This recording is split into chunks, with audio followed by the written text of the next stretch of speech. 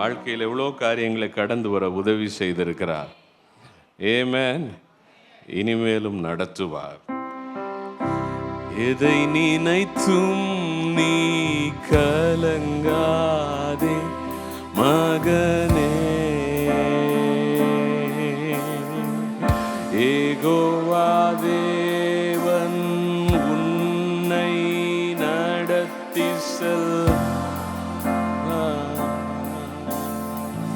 யெகோவா தேவன் உன்னை நடத்தி செல்வார். எதை நினைத்தும் நீ கலங்காதே மகளே, யெகோவா தேவன் உன்னை நடத்தி செல்வார். யெகோவா தேவன் உன்னை நடத்தி செல்வார். இதுவரை உதவின எபினேசர் உண்டு, இனியும் உதவி செய்வார். இதுவரை உதவின எபினேசர் உண்டு, இனியும் உதவி செய்வார். இனியும் உதவி செய்வார். இனியும் உதவி செய்வார். எதை நினைத்தும் நீ கலங்காதே மகனே, மகளே, யெகோவா தெய்வம் உன்னை நடத்தி செல்வார். யெகோவா தேவன் உன்னை நடத்தி செல்வார். புது பலன் அடைந்து சிறகுகளை விரித்து உயரே எழும்பிடுவார்.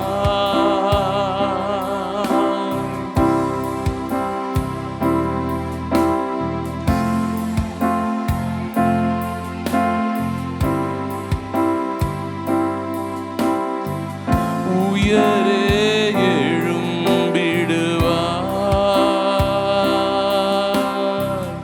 மடிந்து போவதில்லை, மடிந்து போவதில்லை. எதை நினைத்தும் நீ கலங்காதே. ஒரு தீர்மானத்தை எடுங்க, எல்லாவற்றையும் அவர் கரத்துல கொடுங்க. தேவன் உன்னை நடத்தி செல்வார். யெகோவா தேவன் உன்னை நடத்தி செல்வார். வழிகளில் எல்லாம் அவரையே நம்பீரு, உன் சார்பில் செயலாற்றுவார். வழிகளில் எல்லாம் நம்பிக்கையே 100க்கு 100 நம்புவேன். உன் சார்பில் செயலாற்றுவார். வாய்க்க பண்ணிடுவார். வழியை வாய்க்க பண்ணிடுவார். எத்தனை பேர் இப்படி சொல்ல போறீங்க? Praise the Lord. கர்த்தர் நாம மகிமைப்படுவதாக. இந்த நாளை கேசல் செய்தியை நம்ம தியானிக்க இருக்கிறோம். கர்த்தர் நம் மத்தியில பெரிய காரியங்களை செய்து கொண்டிருக்கிறார். இயேசு செய்த அற்புதங்களும் அடையாளங்களும் என்ற தலைப்புல நாம் அநேக காரியங்களை பார்த்து கொண்டிருக்கிறோம். வேதத்துல அந்த நாட்கள்ல ஆண்டவராகிய இயேசு கிறிஸ்து செய்த அற்புதங்கள் இன்றைக்கும் நம்முடைய வாழ்க்கையில அவர் செய்ய வல்லவராய் இருக்கிறார். ஆகையால் இந்த நாள்ல கூட நாம் சில காரியங்களை இயேசு எப்படி அந்த 18 வருஷமாய் கூனியாய் இருந்த அந்த ஸ்திரீயை விடுதலை செய்தார், அந்த சம்பவத்திலிருந்து நாம் சில காரியங்களை பார்க்க போகிறோம். முதலாவது லூக்கா 13ஆம் அதிகாரம் 11ஆம் வசனத்தை நம்ம வாசிக்க கேட்போம். அப்பொழுது 18 வருஷமாய் பலவீனப்படுத்தும் ஆவியை கொண்ட ஒரு ஸ்திரீ அங்கே இருந்தாள். அவள் எவ்வளவும் நிமிரக்கூடாத கூனியாய் இருந்தாள். அப்ப இந்த வசனத்துல நம்ம பார்க்கும் பொழுது பலவீனப்படுத்துகிற ஆவி என்ற காரியத்தை நம்ம இங்க பார்க்கிறோம். அப்ப இந்த பலவீனத்திற்கு காரணம் அது பின்னாடி செயல்பட்டு கொண்டிருக்கிற ஒரு அசுத்த ஆவியா இருக்கிறது. தேவன் நம்மை இப்படிப்பட்ட அசுத்த ஆவியிலிருந்து விடுதலை செய்கிறவராய் இருக்கிறார். அசுத்த ஆவியின் மூலமாக உண்டாகும் பலவீனங்கள், வியாதிகளிலிருந்து நம் ஆண்டவராகிய இயேசு கிறிஸ்து நம்மை விடுதலை செய்கிறவராய் இருக்கிறார். அப்ப இந்த சம்பவத்துல இந்த பலவீனத்திற்கு காரணம் அந்த ஆவி என்பதை நாம் பார்க்கிறோம். அதை தெளிவாய் வேதத்துல எழுதி வைக்கப்பட்டிருக்கிறதை நாம் பார்க்கிறோம். ஆகையால் நம்முடைய வாழ்க்கையில சில நேரங்கள்ல இப்படிப்பட்ட சூழ்நிலைகள் இருக்கும் என்றால், பலவீனத்தின் பின்பாக இப்படிப்பட்ட ஒரு அசுத்த ஆவியின் கிரியை இருக்கும் என்றால், நாம் விடுதலையை தேவனிடத்தில் மட்டும்தான் நான் பெற்றுக்கொள்ள முடியும். ஆண்டவராகிய இயேசு ஒருவரே நம்மை விடுவிக்கிறவராய் இருக்கிறார். அவர் ஒருவர் தான் இப்படிப்பட்ட வியாதிகளிலிருந்து நம்மை மீட்டு எடுக்க முடியும். டாக்டர்ஸ் எத்தனையோ பேர் பெற்ற டாக்டர்ஸை நம்ம போய் பார்க்கலாம், எத்தனை மருந்துகளை நம்ம சாப்பிடலாம். ஆனால் இப்படிப்பட்ட அசுத்த ஆவியினால் உண்டாகும் போராட்டங்கள் எந்த டாக்டர் எந்த மருந்தை கொடுத்தாலும் அது அவங்களுக்கு விடுதலையை நிச்சயமாக கொடுக்க போவது கிடையாது. ஏனென்றால் இது ஒரு சரீர பலவீனம் அல்ல. இந்த சரீர பலவீனத்திற்கு பின்பாக ஒரு அசுத்த ஆவி செயல்பட்டு கொண்டிருக்கிறது. இந்த அசுத்த ஆவியை மேற்கொள்வதற்கு தேவனுடைய வல்லமை மட்டுமே வல்லமை உள்ளதா இருக்கிறது. ஆகையால் நாம் இப்படிப்பட்ட பலவீனத்திலிருந்து விடுதலையை பெற்றுக்கொள்வதற்கு நாம் ஆண்டவராகிய இயேசு கிறிஸ்துவை நாட வேண்டும். சரீர பிரகாரமான பலவீனங்களையும் இயேசு சுகப்படுத்த வல்லவராய் இருக்கிறார். இப்படிப்பட்ட அசுத்த ஆவியினால் உண்டாகும் பலவீனங்களையும் அவர் விடுவிக்க வல்லவராய் இருக்கிறார். ஆகையால் பலவீனத்திலிருந்து விடுதலையை தேவன் நமக்கு கொடுக்கிறவராய் இருக்கிறார். ஆகையால் நாம் தேவனை சார்ந்து கொள்ளும்போது, ஆண்டவராகிய இயேசு கிறிஸ்துவை நாம் சார்ந்து கொள்ளும்போது, அவரை நாடி நாம் வரும் பொழுது தேவன் நமக்கு நிச்சயமாய் விடுதலையை கொடுக்கிறவராய் இருக்கிறார். சில நேரத்துல உடல் பயிற்சி வந்து ஒரு சுகத்தை கொடுக்கும்னு சொல்றாங்க. சில எல்லாம் மந்திரங்கள் அப்படி ட்ரை பண்ணி விடுதலையை பெற்றுக்கொள்ள சிந்திக்கிறாங்க. பலவிதமான வழிபாடுகள் முறைகளை பயன்படுத்தி விடுதலை ஜனங்கள் பெற்றுக்கொள்ள வேண்டும் என்று சிந்திக்கிறார்கள். எப்படிப்பட்ட காரியங்களா இருந்தாலும் அவைகளுக்கு ஒரு லிமிட் இருக்கு. அதை கடந்து அவைகள் செயல்பட முடியாது. ஆனால் தேவனுடைய வல்லமைக்கு லிமிட்டே கிடையாது. எப்படிப்பட்ட கிரியையா இருந்தாலும் அதிலிருந்து தேவன் விடுதலை செய்ய வல்லவராய் இருக்கிறார். இந்த நாள்ல எத்தனையோ முறைகளை நீங்க கையாண்டு இருக்கலாம், எத்தனையோ டாக்டர்ஸை நீங்கள் பார்த்துருக்கலாம், எத்தனையோ மருந்து மாத்திரைகளை நீங்கள் ட்ரை பண்ணியிருந்திருக்கலாம். இன்னும் எனக்கு சரீரத்தில் சுகம் இல்லை அப்படின்னு நீங்கள் யோசித்து கொண்டு இருப்பீர்கள் என்றால், எப்படி நான் சுகத்தை பெற்றுக்கொள்வது, எனக்கு வழியே தெரியலையே அப்படின்னு ஒரு சிந்தனையில் நீங்கள் இருப்பீங்க என்றால், இன்னைக்கு தேவனுடைய வார்த்தை உங்களுக்கு நேராய் கடந்து வருகிறது. நிச்சயமாய் தேவன் உங்களை விடுவிக்க வல்லவராய் இருக்கிறார். உடல் பயிற்சி மற்றும் எல்லா காரியங்களையும் நீங்கள் ட்ரை பண்ணியிருந்திருக்கலாம். ஆனால் இன்னைக்கு ஆண்டவர் மேலே நம்பிக்கை வைங்க. ஆண்டவராகிய இயேசு கிறிஸ்து மேல நம்பிக்கை வைங்க. அவர் உங்களை விடுவிக்க வல்லவராய் இருக்கிறார். அன்னைக்கு 18 வருஷமாய் பாடில் இருந்த அந்த ஸ்திரீயை அவர் விடுவித்தார் என்றால், இன்னைக்கு நிச்சயமாய் உங்களை விடுவிப்பார். அவருடைய வல்லமை இன்னைக்கு உங்க வாழ்க்கைக்குள்ள கடந்து வருகிறதாய் இருக்கிறது. நீங்க விசுவாசிங்க. நீங்க விசுவாசிக்கும் போது கர்த்தர் பெரிய காரியங்களை அவர் செய்கிறவராய் இருக்கிறார். இப்படிப்பட்ட அசுத்த ஆவியினால பலவீனப்பட்டு இருக்கிற ஜனங்களால அவங்களால செய்ய முடியாதபடிக்கு அநேக காரியங்களை தடையாக பிசாசானவன் போட்டு வைத்திருக்கிறான். ஒரு சாதாரண மனிதர்கள் என்ன செய்ய முடியுமோ அதை செய்யக்கூடாதபடிக்கு தடை போடுகிறவனாய் அவன் இருக்கிறான். இப்போ இந்த ஸ்திரீயை நம்ம எடுத்துக்கிட்டோம் அப்படின்னா, அவள் கூனியாக இருந்தபடினால் அவளால் பல வேலைகள் நிச்சயமாக செய்திருக்க முடியாது. ஒரு நார்மலாக நிமிர்ந்து நிற்கிற ஒரு மனுஷி என்ன செய்ய முடியுமோ அதை செய்ய முடியாது. இல்லை ரொம்ப பிரயாசப்பட்டு கடினப்பட்டு நேரம் செலவழித்து அந்த காரியத்தை செய்ய வேண்டியதாக இருக்கும். எவ்வளவு வேதனையான ஒரு காரியம், எவ்வளவு ஒரு நெருக்கமான ஒரு காரியம். அப்போ இப்படிப்பட்ட சூழ்நிலையில் சில காரியங்களை செய்ய முடியாமலே இருக்கலாம். அப்படிப்பட்ட சூழ்நிலை நீங்கள் இருப்பீங்கன்னா ஆண்டவர் இன்னைக்கு உங்களை விடுவிக்க விரும்புகிறார். இந்த காரியம்லாம் நான் ஒரு நாள் செய்து கொண்டிருந்தேன், ஆனால் இன்னைக்கு என்னால் செய்ய முடியலையே, இந்த பலவீனத்தின் நிமித்தமாக, இந்த கட்டு நிமித்தமாக, இந்த கிரியை அசுத்தாவின் கிரியை நிமித்தமாக இவைகளை நான் செய்ய முடியாமல் நான் தவித்து கொண்டு இருக்கிறேன் என்று சொல்லி நீங்கள் சிந்தித்து கொண்டு இருப்பீர்கள் என்றால் இயேசு இன்னைக்கு உங்களை விடுதலை செய்கிறவராய் இருக்கிறார். ஆகையால் நாம் பார்க்கிறோம், செய்ய முடியாத காரியத்தை ஆண்டவர் செய்ய வைப்பார். கர்த்தர் அவர் வல்லமை உள்ள தேவனாக இருக்கிறார். ஆகையால் இன்னைக்கு நீங்கள் கவலைப்படாதீங்க. எத்தனை வருஷமா இந்த பாடு உங்களுக்கு இருந்தாலும் பரவாயில்ல, தேவன் உங்களை விடுவிக்க வல்லவராய் இருக்கிறார். அவர் உங்களை தொட நீங்கள் இடம் கொடுங்க, அவருடைய வார்த்தைக்கு நீங்கள் இடம் கொடுங்க, அவரை விசுவாசிக்க. அவர் நிச்சயமாய் உங்களுடைய அந்த வியாதியை அவர் நீக்குவார். உங்களுடைய சூழ்நிலைகளை அவர் மாற்றி போடுவார். இந்த அசுத்தாவின் கட்டுகளில் இருந்து அவர் உங்களை விடுவிப்பார். இயேசு விடுவிக்கிற தேவனாக இருக்கிறார். ஆகையால் நீங்கள் இயேசுவை நோக்கி கூப்பிடுகிற இந்த நேரத்தில் அவர் உங்களை நிச்சயமாய் விடுவிக்க வல்லவராய் இருக்கிறார். எப்படிப்பட்ட பலவீனத்தின் ஆவி உங்களை கட்டுப்படுத்தி கொண்டிருந்தாலும் இன்னைக்கு அவர் உங்களுடைய வாழ்க்கையில் ஒரு விடுதலையை கொடுக்க வல்லவராய் இருக்கிறார். கட்டுகளை கட்டவிழ்க்கிற தேவன் ஆண்டவராகிய இயேசு கிறிஸ்துவாய் இருக்கிறார். ஆகையால் கட்டப்பட்டு இருக்கிறேன், என்னால் இதெல்லாம் செய்ய முடியல, நான் செய்யணும்னு வாஞ்சிக்கிறேன், விரும்புகிறேன், ஆனால் என்னால் செய்ய முடியலையே அப்படின்னு நீங்கள் வேதனையோடு இருப்பீர்கள் என்றால் உங்கள் கட்டுகளை இயேசு கட்டாவிழ்க்கிறவராய் இருக்கிறார். அன்றைக்கு அந்த ஸ்திரீயை கட்டி வைத்திருந்த அந்த அசுத்த ஆவியை ஆண்டவர் அந்த கட்டிலிருந்து விடுதலை செய்தார். அதுபோல் இன்னைக்கு நீங்கள் எப்படிப்பட்ட கட்டில் இருந்தாலும் இயேசு கிறிஸ்து உங்களை விடுவிக்க வல்லவராய் இருக்கிறார். இன்னைக்கு நாமும் விசுவாசிப்போம் என்றால் நிச்சயமாய் விடுதலையை பெற்றுக்கொள்ள முடியும். நீங்கள் விசுவாசிங்க.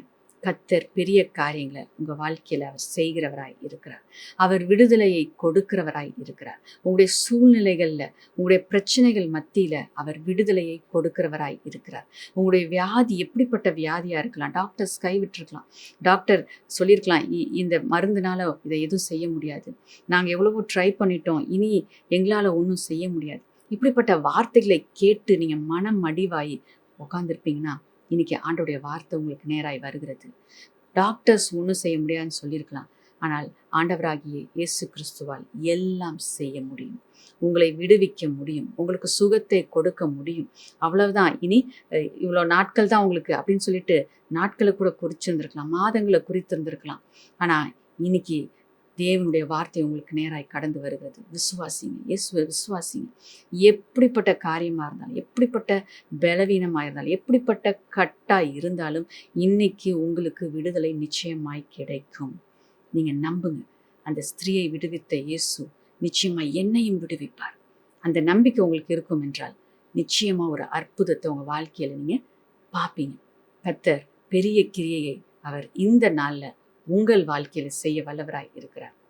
விசுவாசத்தில் நம்ம நிலைத்து நிற்கும் பொழுது, நம்ம சோர்ந்து போகாமல் விசுவாசிக்கும் பொழுது, சந்தேகம் இல்லாமல் நாம் விசுவாசிக்கும் பொழுது நிச்சயமாய் நாம் பெற்றுக்கொள்ள முடியும்.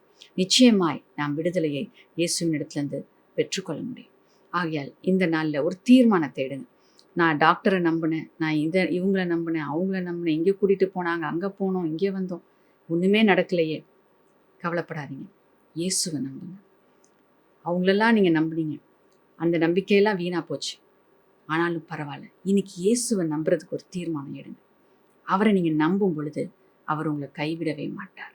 நிச்சயமாக உங்களுக்கு அற்புதத்தை செய்வார். இன்னைக்கு உங்கள் வாழ்க்கையில் ஒரு அற்புதத்தை நீங்கள் காண போகிறீங்க. இன்னைக்கு உங்கள் வாழ்க்கையில் உங்களுடைய சரீரத்தில் மாற்றங்கள் உண்டாக போகிறது. சிலருக்கு உடனடியாக இப்பயே ஆண்டவர் ஒரு பரிபூர்ண விடுதலையை கொடுக்க வல்லவராக இருக்கிறார். சிலருக்கு படிப்படியாக ஆண்டவர் சுகத்தை கொடுக்கிறவராய் இருக்கிறார். ஆனால் விசுவாசத்தில் மட்டும் சோர்ந்து போகாதீங்க. இன்னைக்கு நீங்கள் விசுவாசத்தில் நிலைத்திருக்கும் பொழுது நிச்சயமாய் முழுமையான சுகத்தையும் விடுதலையும் ஆண்டவராகிய இயேசு கிறிஸ்து உங்களுக்கு கொடுப்பார். இப்படிப்பட்ட விடுதலையை அந்த ஸ்திரீ பெற்றுக்கொள்ள என்ன செய்தாங்க அப்படின்றத நாம் இன்னைக்கு அறிந்து கொண்டோம் என்றால் நாமும் அதை செய்யும் பொழுது நாமும் நிச்சயமாய் விடுதலையை பெற்றுக்கொள்ள முடியும். லூக்கா 13ஆம் அதிகாரம் 10-11 வசனங்களை நம்ம வாசிக்க கேட்போம்.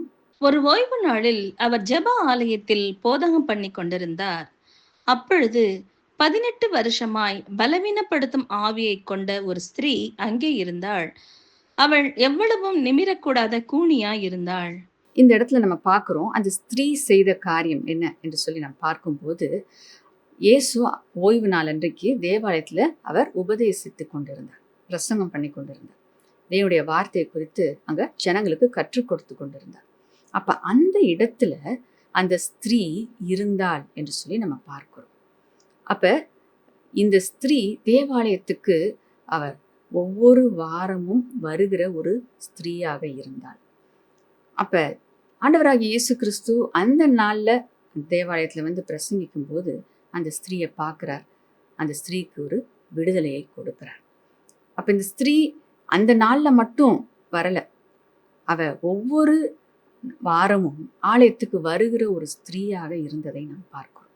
அப்போ தேவனுடைய சமூகத்து மேலே அவள் வாஞ்சித்து தேவனுடைய சமூகத்துக்கு வர வேண்டும் என்கின்ற விருப்பம் அவளுக்குள்ள இருந்தது.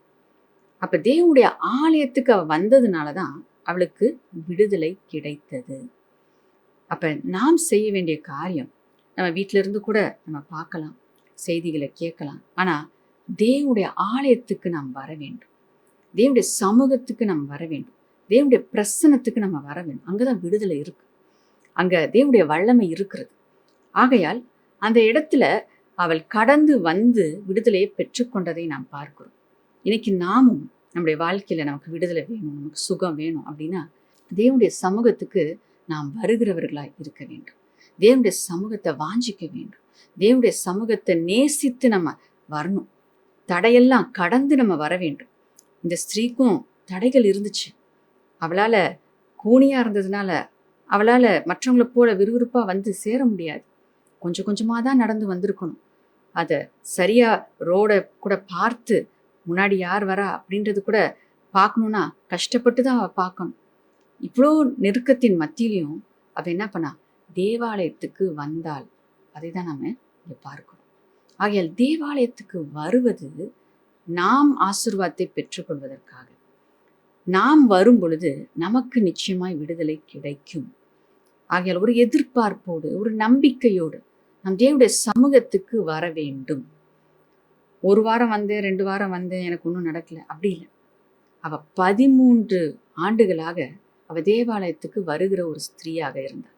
அவள் பாருங்க, சோர்ந்து போகவே இல்லை. அவள் ஆண்டவரை நேசித்து அவள் ஆண்டவருடைய சமூகத்துக்கு வந்தாள். அது நிமித்தமாக இயேசு விடுதலையை அந்த ஸ்திரீக்கு கொடுத்தார். இன்னைக்கு நாம கூட பெற்றுக்கொள்ளணும் அப்படின்னு நம்ம வராதபடிக்கு ஆண்டவரை நேசித்து நம்ம வரும்போது ஆண்டவர் நமக்கு நிச்சயமாய் அற்புதத்தை செய்வார். நமக்கு என்ன குறை இருக்கு, நமக்கு என்ன தேவை இருக்கு, எந்த கட்டில் நம்ம இருக்கிறோம், எல்லாவற்றையும் அவர் அறிந்திருக்கிறார். நான் விடுதலையை பெற்றுக்கொள்ளணும் அப்படின்னு நம்ம வந்தோம்னா விடுதலையை பெற்றுக்கொண்டு நம்ம திரும்ப போயிடுவோம். நம்முடைய நோக்கம் அப்படி இருக்கக்கூடாது. நாம் தேவனுடைய சமூகத்துக்கு வருவது நாம் அவருடைய சமூகத்துல இளைப்பாரும்படியாக, அவருடைய சமூகத்துல அவருடைய அன்பை அனுபவிக்க முடியாது, அவரை நாம் நேசிக்கிறோம் என்பதை தெரியப்படுத்தும்படியாக. அப்ப நாம் அவரை நேசித்து அவருடைய சமூகத்துக்கு வரும் பொழுது நிச்சயமாய் விடுதலை நமக்கு உண்டாகும். விசுவாசத்தோடு நீங்க கடந்து வாங்க, தொடர்ந்து வாங்க, விடாம ஆண்டவருடைய சமூகத்துக்கு நீங்க ஓடோடி வாங்க. நிச்சயமாய் தேவன் உங்களுக்கு அற்புதத்தை செய்வார். நீங்கள் விடுதலையை பெற்றுக்கொள்வீர்கள். நம்ம ஒரு டாக்டரை பார்க்கணும், ஒரு ஸ்பெஷலிஸ்ட்டை பார்க்கணும் அப்படின்னா நம்ம எவ்வளோ நாள் போய் காத்திருக்கிறோம், அப்பாயின்மெண்ட் போடுறோம் இல்லைங்களா? அப்போ தேவனுடைய சமூகத்துக்கு வருந்தா நிச்சயமாக விடுதலை உண்டு. டாக்டர் அப்படி அப்பாயின்மெண்ட் காத்திருந்து போய் பார்த்தா கூட அங்கே சுகத்தை பெற்றுக்கொள்ள முடியாத சூழ்நிலைகள் இருக்கிறது. ஆனால் தேவனுடைய சமூகத்துக்கு வந்தீங்கன்னா நிச்சயமாக விடுதலை உண்டு. அப்போ எவ்வளோ நிச்சயமாக நம்ம அவருடைய சமூகத்துக்கு ஓடி வரணும். நீங்கள் வந்து பாருங்கள், ஆண்டோடைய சமூகத்தில் வந்து அமர்ந்திருந்து பாருங்கள். அவர் உங்களுக்கு விடுதலையை நிச்சயமாய் கொடுக்கிறவராய் இருக்கிறார். நம்ம எப்படி வரணும்? வாஞ்சியோடு வர வேண்டும். வாசிக்க கேட்போம். சங்கீதம் 122 1 கர்த்தருடைய ஆலயத்திற்கு போவோம் வாருங்கள் என்று எனக்கு அவர்கள் சொன்னபோது மகிழ்ச்சியாய் இருந்தேன். இப்போ இங்கே நம்ம பார்க்குறோம், கர்த்தருடைய ஆலயத்துக்கு போவோம் என்று சொன்னப்ப அங்கே தாவீது மகிழ்ச்சியாக இருந்தார். போகணும் அப்படின்ற வாஞ்ச விருப்பம், ஆண்டோடைய பிரசன்னத்துக்கு போகிறேன், ஆண்டவருடைய அன்பை நான் ருசி பார்க்க போறேன். அவரிடத்துலேருந்து நான் நன்மையை பெற்றுக்கொள்ள போறேன். அவருடைய பலனை நான் பெற்றுக்கொள்ள போறேன். அவர் எனக்கு கொடுக்க போற நன்மைகளை நான் பெற்றுக்கொள்ள போகிறேன்.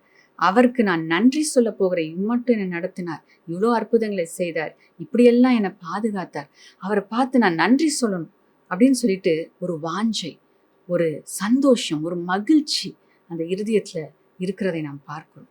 இதை தான் தேவன் நம்மிடத்தில் எதிர்பார்க்கிறார். இப்படியாக ஆண்டுடைய சமூகத்துக்கு போவோம் அப்படின்னு சொன்னோன்னே நம்ம சந்தோஷத்தோடு களிக்கூறுதலோடு ஆண்டுடைய பிரசன்னத்தை நம்ம வாஞ்சித்து நம்ம ஓடோடி வருவோம் என்றால் நிச்சயமாய் எந்த கட்டும் உங்க வாழ்க்கையில இருக்கவே இருக்காது. அசுத்தாவின் கிரியைகள் உங்க வாழ்க்கையில காணப்பட முடியாது. பலவீனங்கள் உங்களுடைய சரீரத்தை ஆளுகை செய்ய முடியாது. ஏனென்றால் தேவனுடைய சமூகத்தை நீங்க வாஞ்சித்து வருகிறதுனால அவருடைய சமூகத்துல இருக்கிற ஆசீர்வாதத்தை நிச்சயமாய் நீங்க உங்க வாழ்க்கையில பெற்றுக்கொள்வீங்க. தேவனுடைய சமூகத்துல விடுதலை இருக்கிறது, தேவனுடைய சமூகத்துல சுகம் இருக்கிறது, தேவனுடைய சமூகத்துல பலன் இருக்கிறது.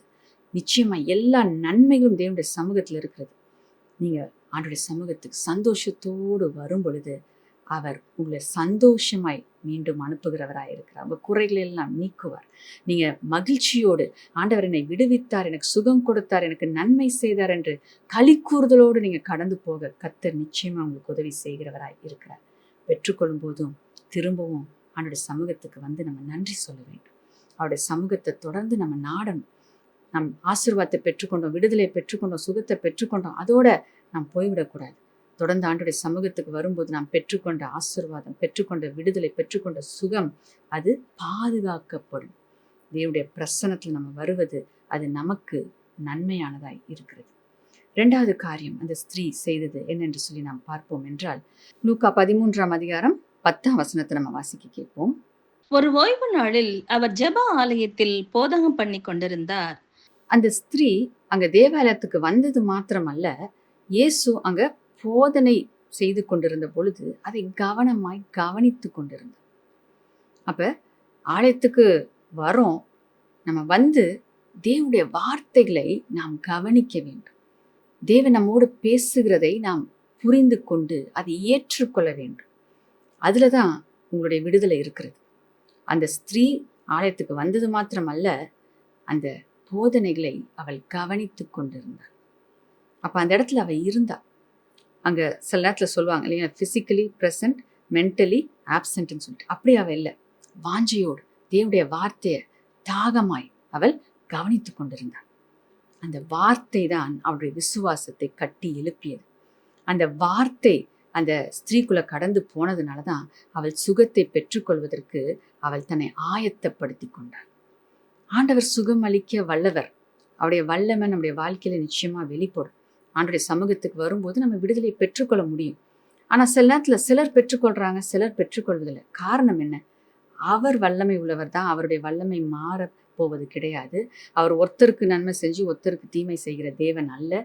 எல்லாரையும் நேசிக்கிறவர், எல்லாருக்கும் நன்மை செய்யணும் விரும்புகிறவர், எல்லாருக்கும் விடுதலை கொடுக்க வேண்டும் என்று விரும்புகிற தேவன்.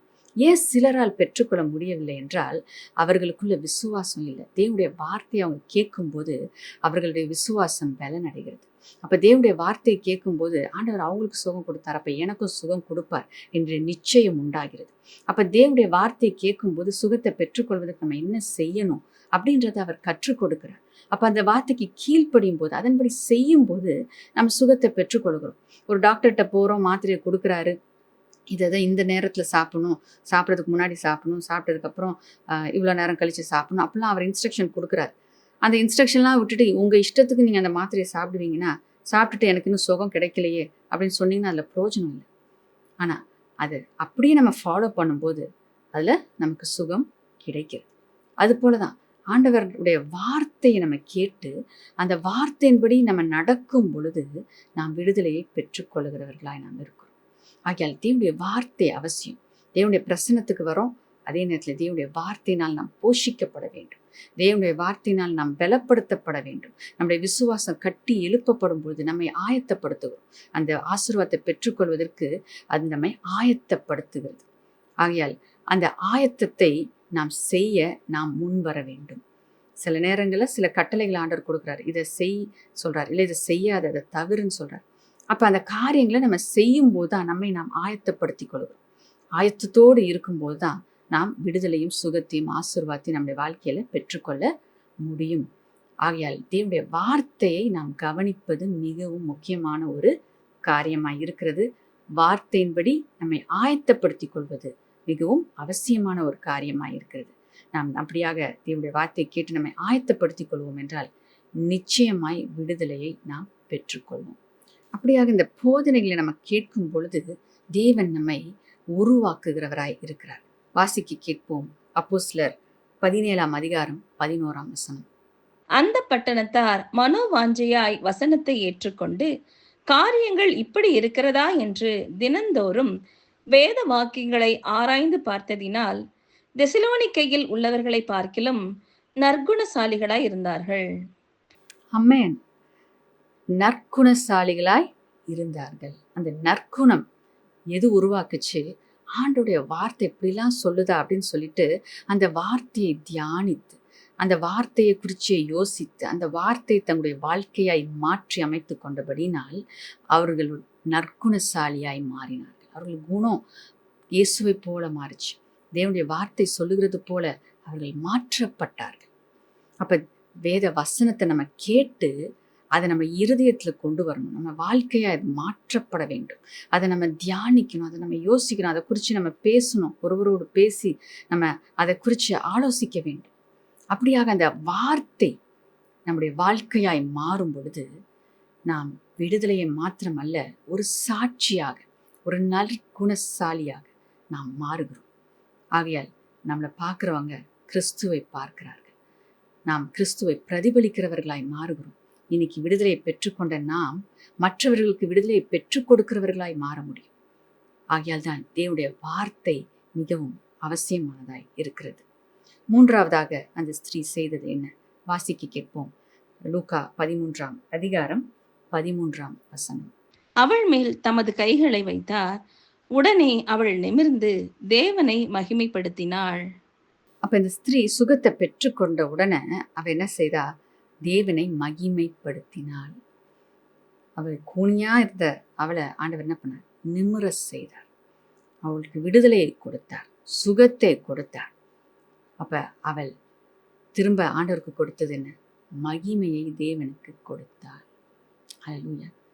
என்ன கைமாறு நம்ம செய்ய முடியும்? ஆண்டவர் எத்தனை நன்மைகள் செய்திருக்கிறார், எவ்வளோ பெரிய அற்புதங்களை செய்திருக்கிறார். யாரும் செய்ய முடியாததை ஆண்டவர் செய்கிறவராக இருக்கிறாரு. அவருக்கு நம்ம என்ன செய்கிறோம்? அவருக்கு மகிமையை நம்ம செலுத்தும். அவர் வல்லவர். அவரால் செய்யக்கூடாத காரியம் ஒன்றும் இல்லை. அவர் தான் எனக்கு விடுதலை கொடுத்தார். அவர் தான் எனக்கு இந்த ரட்சிப்பை கொடுத்தார். அவர் தான் என்னை மீட்டு எடுத்தார். அவர் தான் எனக்கு சுகத்தை கொடுத்தார். இந்த மகிமையை நான் அவருக்கே செலுத்துகிறேன் என்று சொல்லி நான் மகிமையை அவருக்கு கொடுக்க வேண்டும். நாம் பெற்றுக்கொள்ளும் போது தேவனுக்கு மகிமையை செலுத்துகிறவர்களாய் நாம் இருக்க வேண்டும். அந்த ஸ்திரீ பெற்றுக்கொண்டால் தேவனுக்கு மகிமையை கொடுத்தார். இன்னைக்கு நாமும் பெற்றுக்கொள்ள போகிறோம். ஏன்னா நம்ம கேட்டு இருக்கிறோம், நாம் விசுவாசித்திருக்கிறோம். உங்களுடைய வாழ்க்கையில் நிச்சயமாக நீங்கள் அற்புதத்தை பார்க்க போகிறீங்க. அற்புதத்தை பார்க்குற இந்த நேரத்தில் கர்த்தருக்கு நீங்கள் மகிமையை செலுத்த வேண்டும். ஆண்டவராகிய இயேசு கிறிஸ்துவுக்கு நீங்கள் மகிமையை செலுத்த வேண்டும்.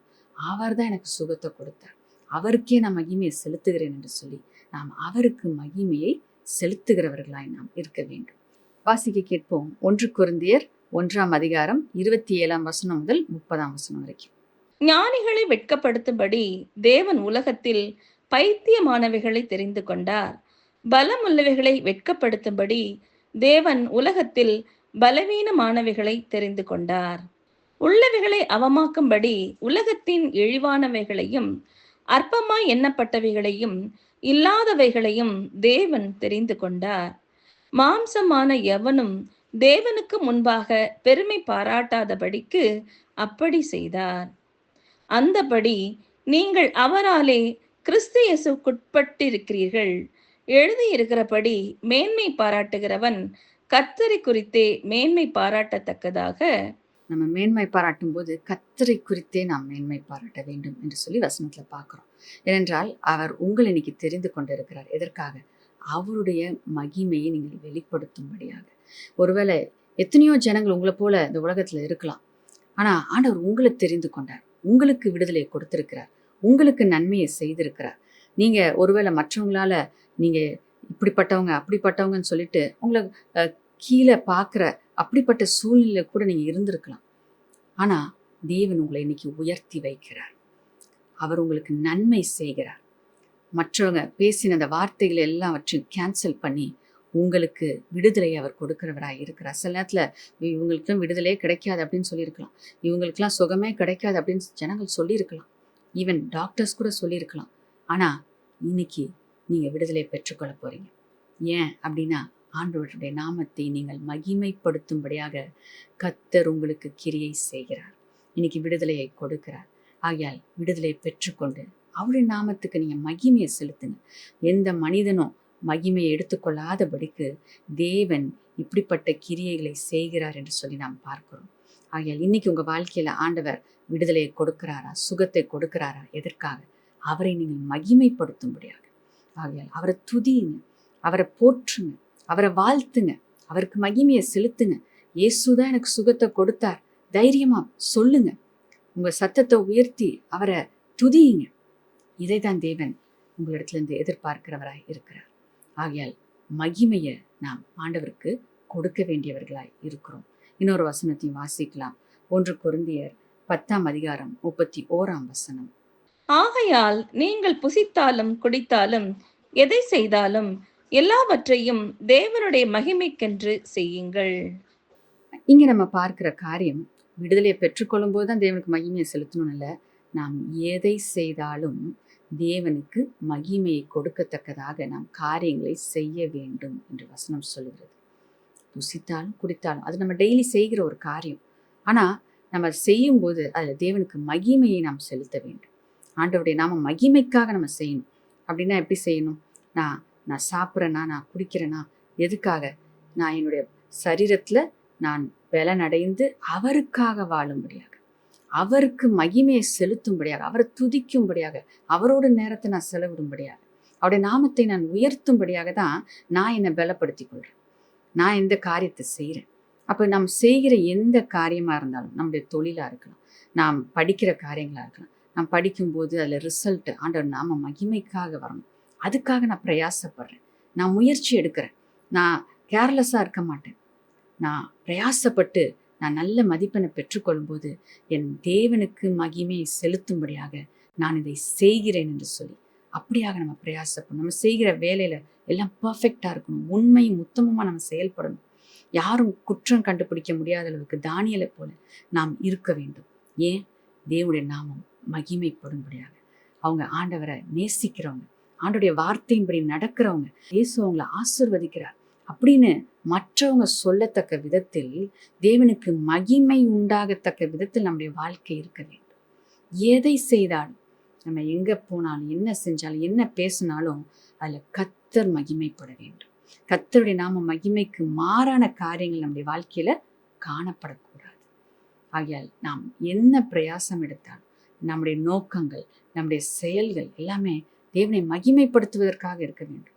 நான் ஏன் பிரயாசப்படணும்? எனக்கு இருக்கிறது போதும், அப்படி இல்லை. நாம் பிரயாசப்பட வேண்டும். ஏனென்றால் தேவனுடைய நாமம் மகிமைப்பட வேண்டும் என்பதற்காக. அவர் நம்மை ரட்சித்திருக்கிறார், அவர் நம்மை விடுவித்திருக்கிறார், அவர் நமக்கு சுகத்தை கொடுத்திருக்கிறார், இம்மட்டும் நம் தேவைகளை சந்தித்து வந்திருக்கிறார், அற்புதமாய் நடத்தி வந்திருக்கிறார். ஆகையால் நான் என்னுடைய வாழ்க்கையில எல்லாவற்றையும் அவருடைய நாம மகிமைக்காக செய்வேன் என்று ஒரு தீர்மானத்தை எடுங்க. உங்க வாழ்க்கையில இனி எந்த பிசாசின் கிரியையும், அசுத்தாவியின் காரியங்களும் உங்க வாழ்க்கைக்குள்ள நுழைய முடியவே முடியாது. ஏனென்றால் நீங்க எல்லாவற்றிலும் அவரை மகிமைப்படுத்துகிறீர்கள், தேவனை மகிமைப்படுத்துகிறீர்கள். அப்ப தேவன் இருக்கிற இடத்துல சத்ருவானவன் உள்ள நுழையவே முடியாது. நீங்க ஆசீர்வாதத்தை தக்க வைத்துக் கொள்ள வேண்டும் என்று, உங்களுடைய விடுதலை, உங்களோட சுகத்தை நீங்க தக்க வைத்துக் கொள்ள வேண்டும் என்று தேவனை மகிமைப்படுத்தி கொண்டே இருங்க. கர்த்தர் பெரிய காரியங்கள் உங்க வாழ்க்கையில செய்து கொண்டே இருப்பார். நாம் ஜெபிக்கலாமா? ஸ்தோத்திரம் அப்பா, உமக்கு நாங்கள் நன்றி செலுத்துகிறோம் அப்பா. இந்த நாளில் நீர் பேசின வார்த்தைகளுக்காக நன்றி அப்பா. நீங்க ஒருவர் தான் அப்பா விடுதலையை கொடுக்கிற தேவன். அசுத்தாவின் கட்டுகளிலிருந்து, பலவீனங்களிலிருந்து, வியாதிகளிலிருந்து, மரண படுக்கையிலிருந்து மீட்டு எடுக்கிற தேவன் நீர் ஒருவர் மட்டுமே. உண்மையே நாங்கள் நம்புகிறோம் ராஜா. இந்த நேரத்தில் அப்படிப்பட்ட சூழ்நிலையில இருக்கிற ஜனங்கள், கைவிடப்பட்ட சூழ்நிலையில் இருக்கிற ஜனங்கள், யாராலையும் எந்த உதவி செய்ய முடியாமல் தவித்து கொண்டிருக்கிற ஜனங்களுக்கு இப்பொழுது நீர் நன்மை செய்வீராக. இயேசுவே, இப்பொழுது உடைய வல்லமை கடந்து வரட்டும். உம்முடைய சுகமளிக்கும் வல்லமை கடந்து வரட்டும். கட்டுகளை கட்டவிழ்க்கிற வல்லமை கடந்து வரட்டும். இயேசுவின் நாமத்தினால பரிபூர்ண சுகத்தை பெற்றுக்கொள்வார்களாக, விடுதலையை பெற்றுக்கொள்வார்களாக, நன்மையை பெற்றுக்கொள்வார்களாக. இயேசுவின் நாமத்தினால நாங்க ரிலீஸ் பண்ணுகிறோம். அப்பா, நீங்க பெரிய காரியங்களை செய்வீராக, ஜனங்களை விடுவிப்பீராக, அற்புதங்களை காண செய்வீராக என்று நாங்கள் ஜெபிக்கிறோம். நீ செய்கிறதற்காக நாங்கள் நன்றி செலுத்துகிறோம் அப்பா. அப்பா, நாங்கள் கற்றுக்கொண்ட காரியங்களை செயல்படுத்த உடைய சமூகத்துக்கு வர, ஓடோடி வர, ஒரு நாள் கூட மிஸ் பண்ணாம நாங்க வர எங்களை நாங்க அர்ப்பணிக்கிறோம் என்று அர்ப்பணிக்கிறவர்களை நீங்க ஆசீர்வதிங்க. அதன் ஆசீர்வாத பலனை காண செய்யுங்கப்பா. உடைய சமூகத்துக்கு வருவது மாத்திரமல்ல, உடைய வார்த்தையை நான் பெற்றுக்கொள்றேன். உடைய வார்த்தை சொல்லுகிறபடி என் வாழ்க்கையை நான் மாற்றி அமைக்கிறேன். உடைய வார்த்தையை நான் தியானித்து ஒரு நற்குணசாலியா நான் மாறணும் அப்படின்னு வாஞ்சிக்கிற ஒவ்வொருவருக்கும் அந்த கிருபையை நீங்க கொடுங்க. உடைய வார்த்தையில இருக்கிற அந்த வல்லமையான சத்தியங்கள் அவங்க வாழ்க்கைக்குள்ள கடந்து செல்லட்டும். வாஞ்சியோடு கேட்கும் போது அந்த வார்த்தை அவங்க வாழ்க்கைக்குள்ள கிரியை செய்யட்டும். நீர் அப்படியாக ஒவ்வொருவருக்கும் கிருபை செய்கிறதற்காக நன்றி செலுத்துகிறோம். கடைசியாக மகிமையை உமக்கே செலுத்த தீர்மானித்திருக்கிற ஒவ்வொருவருடைய வாழ்க்கையிலும் நீர் மகிமைப்படுவீராக. எல்லாவற்றையும் உம்முடைய நாம மகிமைக்காக செய்ய அவர்களை பலப்படுத்துவீராக. பரிசுத்த ஆவியானவரை அவர்களுக்கு நீர் உதவி செய்வீராக. அவங்க மறந்து போனால் ஆண்டவருக்கு மகிமையை செலுத்தணும்னு ஆவியானவர் ஞாபகப்படுத்துங்கப்பா. உமக்கு மகிமையை செலுத்தி பாதுகாப்பை பெற்றுக்கொள்ள, சுகத்தையும் விடுதலையும் தக்க வைத்துக் கொள்ள அவர்களுக்கு நீர் உதவி செய்வீராக என்று நாங்கள் ஜெபிக்கிறோம். நீர் செய்கிறதற்காக நாங்கள் நன்றி செலுத்துகிறோம். உடைய சமூகத்துக்கு வந்து உடைய வார்த்தை கேட்டு உமக்கு மகிமையை செலுத்துகிற பாக்கியத்தை ஒவ்வொருவருக்கும் நீர் கொடுப்பீராக. படுத்த படுக்கையில் இருக்க ஆண்டுடைய சமூகத்துக்கு என்னால் வர முடியலையே அப்படின்னு வேதனையில் இருக்கிறவர்களை அப்பா நீர் படுக்கையிலிருந்து எழுப்பி விட்டு உடைய சமூகத்துக்கு கொண்டு வந்து நிறுத்துவீராக. அப்பா, மரண படுக்கையில் இருக்கிறவர்கள் இப்பொழுது எழும்புவார்களாக. சுகம் உண்டாகட்டும். கட்டுகள் இயேசுவின் நாமத்தினால் கட்டு அவிழ்க்கப்படுவதாக என்று நான் ஜெபிக்கிறேன். நீர் செய்கிறதற்காக நன்றி செலுத்துகிறேன். மகிமையை உமக்கே நான் செலுத்துகிறேன். இயேசுவின் நாமத்தில் பிதாவே, ஆமென், ஆமென். நம்ம சேர்ந்து சொல்லலாம். என் ஆத்துமாவே கர்த்தரை ஸ்தோத்திரி, என் முழு உள்ளமையோட பரிசுத்த நாமத்தை ஸ்தோத்திரி. என் ஆத்துமாவே கர்த்தரை ஸ்தோத்திரி, அவர் செய்த சகல உபகாரங்களை மறவாதே. ஆமென், ஆமென். God bless you. இன்னைக்கு அவர் விடுதலை செய்திருக்கிறார். அவர் செய்த உபகாரத்தை மறவாமல் ஆண்டுடைய சமூகத்துக்கு வந்து நாம் மகிமையை செலுத்துவோமாக. ஆமென்.